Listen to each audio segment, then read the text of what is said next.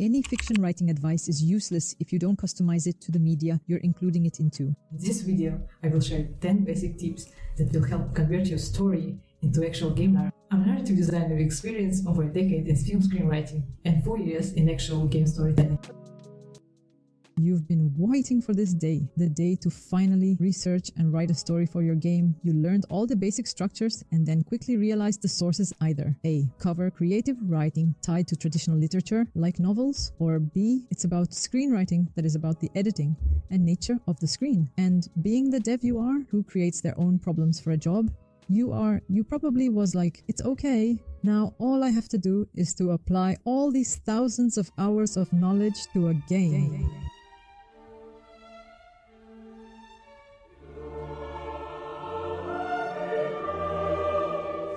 If you got this big cool puzzle and started assembling it immediately, but then quickly realized, wait, there is no picture on our? The puzzle has many similar pieces that kind of look like each other, kind of fit in several places. So how do you know you did a good job and didn't accidentally spoil the whole picture? That's why narrative design differs from writing. It guides the player throughout the journey. It also makes complex mechanics more digestible for the player and justifies their motivation to clear each level's challenge. So crafting a story that has nothing to do with the gameplay is like trying to assemble a puzzle without the end picture. It's confusing and lacks coherence.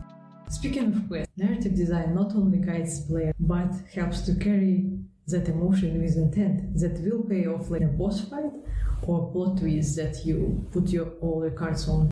When your story is a werewolf that is allergic to fur, take it a step further to explain the end goal. For example, he is the weakest in the pack, but he is the only one who won't be affected by the midnight curse. Next question to ask, why this werewolf and not another? Because he learned to force his turning into a human to avoid allergic reaction.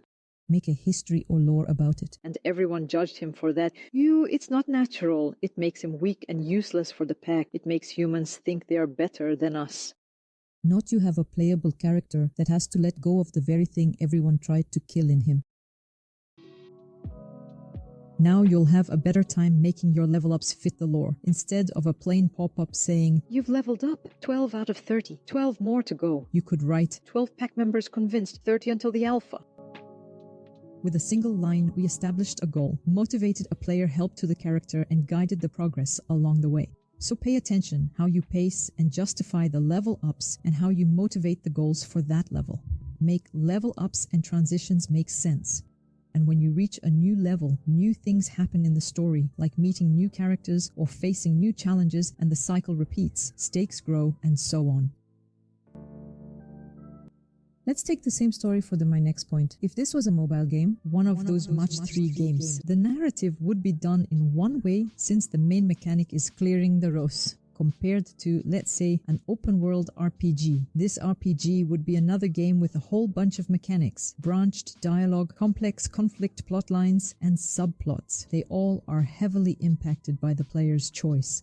That's how the technical genre determines the mechanics, and that will determine your narrative. The same story about the allergic werewolf is going to look different for each technical genre and engine. Let's assume there's around 10 main video game genres, and then they split into many subgenres. So let's look closely to the subplot I mentioned. It can't exist without the main plot. So what do we do with the main plot? In my experience, it is the most common issue the developers have. A really muddy plot makes even a good game feel forgettable.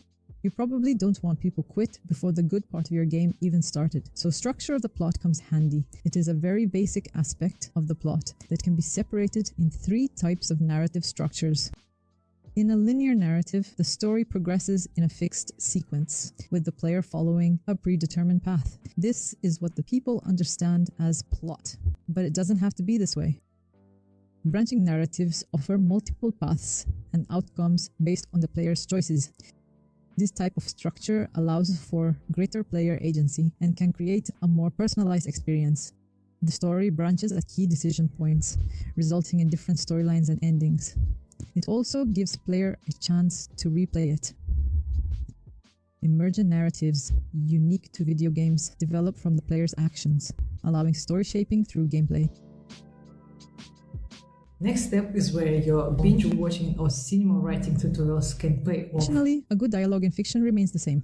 What sets it apart in game narrative is the user interface. Avoid using giant texts and use more distinct voices for each NPC and hero.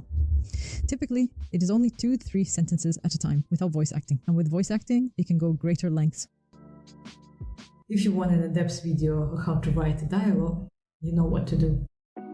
If anything is created before the narrative even considered by the devs, it's the characters. Most players want to see themselves in their playable character, be it just a customizable avatars, even if it's just a player's icon or an animal protagonist. So diversity and inclusion is a great way to appeal to your audience. So when designing characters in game narratives, don't just wing it, but prioritize diversity and inclusion. You can enhance the player's connection to the narrative and create a more immersive and engaging gaming experience. But how do you know the players of the game similar to yours tend to prefer?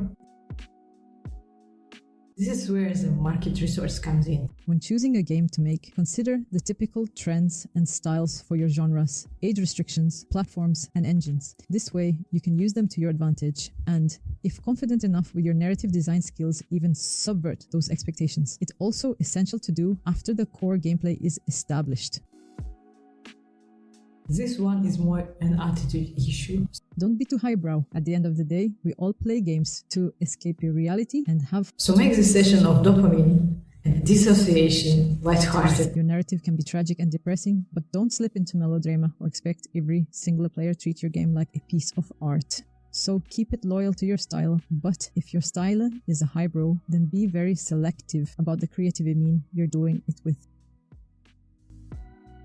Next, just like a novel is a message the author sends to a reader, the gamers also communicate with the devs. And no, I don't mean the negative comments in Steam reviews. I'm talking about the process of gaming. Look at it this way. You put in all this time and effort to get your point across, upon whatever it may be. It could be meta as hell or not meta at all. Make your players have moments of epiphany and pride as they feel like they came up with it themselves when, in reality, they were guided by the narrative design you put effort and hard work into. The player also puts in their time and effort to experience it. So focus your game on the central point and talk to your players. So what this point is, what points even are there to choose from? For that, you need to watch my next video where I share the game design documents with the narrative section to answer this question. This is my first video, so give a sign if it was useful, leave your questions in the comments, and let me know topics that you would love to learn about more.